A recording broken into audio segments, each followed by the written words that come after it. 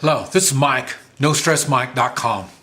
I want to talk a little bit about when you don't have the moral obligation to defend yourself. Now, I'm all the time telling you about all the different things that I do to when I feel it's time to defend myself. I'll tell you, that's the easiest part. The problems that I still have these problems, is when I don't have that moral obligation. Now, there's times when I try to tell myself I have this moral obligation to defend myself. But the reality is, it's not a moral obligation. It's my stubbornness, my stupidity that puts me in that situation. And a good example is what's been happening to me here, this last couple days here now. And the first thing was my car broke again. But I think I got it figured out. This time I got in with the mechanic. I worked with the mechanic and I found the problem. And so I think we can get it fixed. But it's the fourth time in about 2 weeks. And the thing was, when it broke, broke right outside of what do you call it, where they haul your car off, you know, those kind of people. It was out right in front of him. And what I wanted was just to pull my car in where I had a good flat spot, and I could kind of fix it myself because I knew what the problem was. I just wanted to kind of temporary get it fixed and get to a mechanic. And so the guy said no. So I went on and pushed it off the road, and I worked on it off the road. A wrecker, that's what it was, wrecker service. And so I worked on it off the road. And when I took it apart, I could see it really was broke this time. And so now I really did need the wrecker. So then I asked him how much, and he said it'd be a lot of their money, 400 of their money. And that's a lot. And but he was doing the gringo price, you know, screw the gringo. And like I say, I live down here, so I wasn't too happy. And so I almost had myself convinced that it was a self-defense. I've got to defend myself from somebody trying to rip me off, because that is, it could be a moral obligation, because you do have a moral obligation to defend yourself financially. So in other words, when somebody cheats you, you have the obligation to stand up to it and don't allow this stuff to happen. To a point. Now, down here, the financial stuff is really difficult for me to go by. Just kind of like what last week when I got into it with the union thugs, and they wanted $3 from me, and I was ready to fight and give them $3. Okay, see, there's a good example. But what that was, I was caught on the side of a mountain where they took advantage of me. And it's not just me. There's other people that are trying to go up and down this mountain too. And they had numbers. And these numbers is what intimidates everybody. And like I say, I'm not intimidated by numbers, so the numbers didn't bother me. And I thought, well, if you're going to cheat me, you're going to cheat everybody. So, and they were cheating everybody. I talked about it in another video. So I stood up for $3. And now this, let's see, it'd been about $50 is what this wrecker service would be. And it was wrong. And but it was the gringo thing. And see, so I have to keep this in mind. People are, I have to watch out, because if I could let everybody rip me off because I'm a gringo. But I don't. And it's because I live here. I have to deal with these people. Maybe they don't know me right now, but they have to learn that they got to deal with me. And They don't make much money. I don't make much money. And let's say my work down here, when I get paid, is about $20 for a treatment. And a treatment I get $200 in the United States. And so, you know, I understand people don't have money. So, but when I get paid, I don't get paid much. So we've got to be understanding. This is a two-way street on this. So I was kind of upset that the guy charged me so much for the record.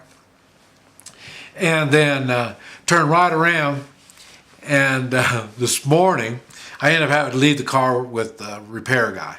This morning I had to take the taxi from the hotel to the repair guy. It wasn't that far. It wasn't that big of a deal. And he overcharged me too. And so it really, what I'm saying, it's hard to draw the line on where your moral obligations are to defend yourself. Same thing on, I tell you the same thing, you have to defend yourself spiritually. And I do. Now that's another world, and that's why I made that one video about the church, their obligations and stuff like that.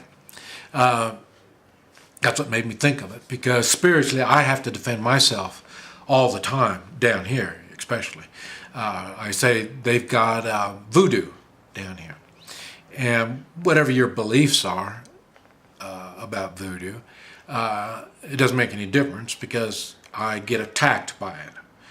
And so in other words, I have to defend myself spiritually.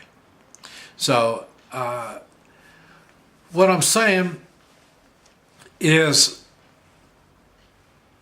it's hard to find the moral obligation for defense in all cases.